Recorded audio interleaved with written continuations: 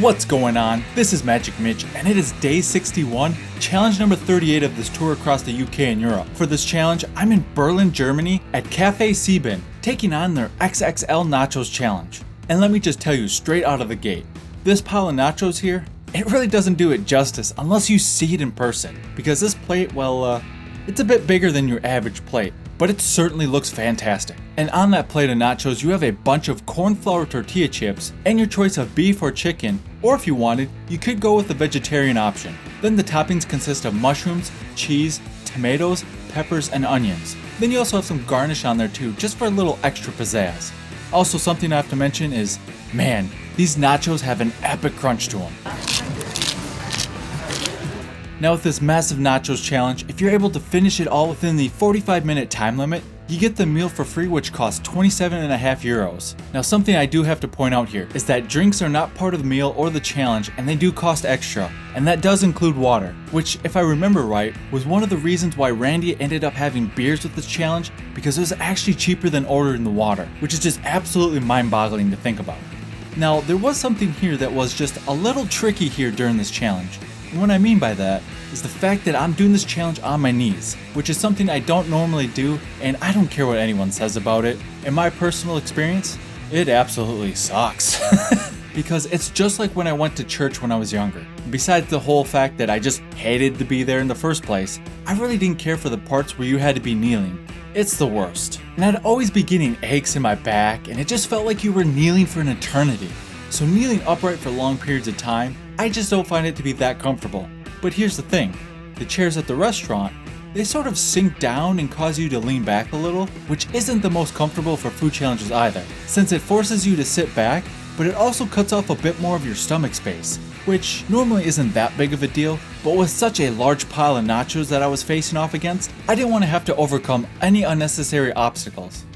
Well, if I had to be honest, it wasn't the massive pile of nachos that was the issue here.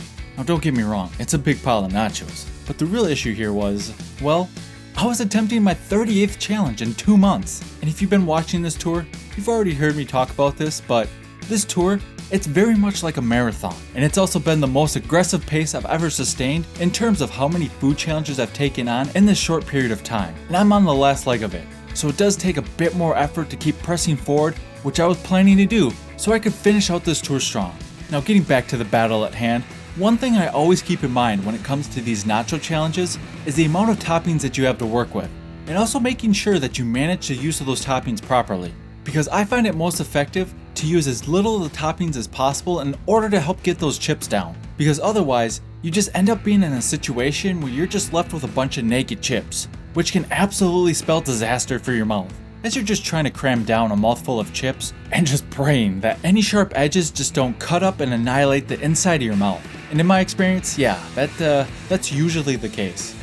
Now when it comes to my thoughts on this food challenge, in terms of the setup, I'm giving it a thumbs up with a bit of an asterisk. And just hear me out here, because while getting the nachos for free and all is great, and I also understand that things here in Germany, they're a little different than in the US, with what is custom in restaurants and dining out and such, but just strictly from a food challenge perspective, it's a bit of a bummer that the drinks cost extra, which also includes water, since I do find it hinders the incentive for the food challenge, especially in my case where I know I'm just going to be ordering several drinks at least, and probably a few sodas on top of that.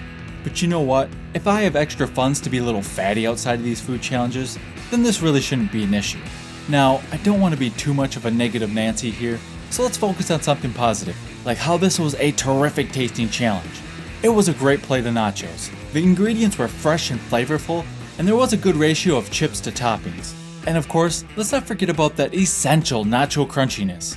And while this plate of nachos tasted fantastic, as the battle continued on, it was becoming clear that this was going to be an uphill battle, especially at times when I would take several bites and it just seemed like I wasn't making any sort of dent into this thing, like whatsoever. And this caused me to start questioning just exactly how the outcome of this challenge would play out. And the fact that I didn't have my entire focus on taking this thing down, that wasn't helping either, because I was distracted by the whole drinks aren't free thing. But eventually, the big man himself, Randy Santel, got me over that obstacle by giving me a reality check, and essentially helped me realize that if I needed a few Cokes, get them. There's no point in holding yourself back, especially if things aren't going too smoothly. And of course, the support of the check eating machine was also very much appreciated. and with such continued encouragement from everyone around me, I felt like I had no other option but to continue on, chipping away at these nachos one bite or even one spoonful at a time. So I did my best to focus on the battle at hand while rocking out to my sweet jams and proceed to stay into what someone called my magical flow state. I think Wisconsin had the flow. He has the flow.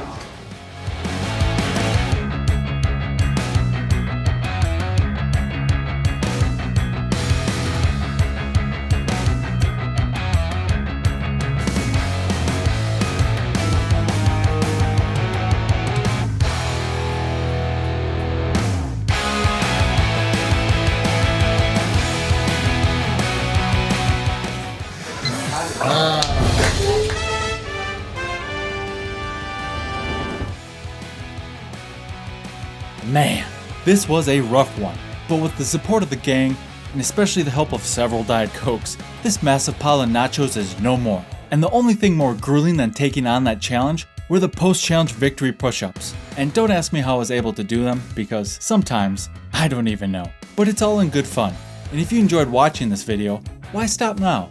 Embark on another one, and I'll see you there. Oh, you said one more time. That's the first thing I noticed. Same chips. I'd say it's at least a half a pound more. Cheese, veggies, yeah.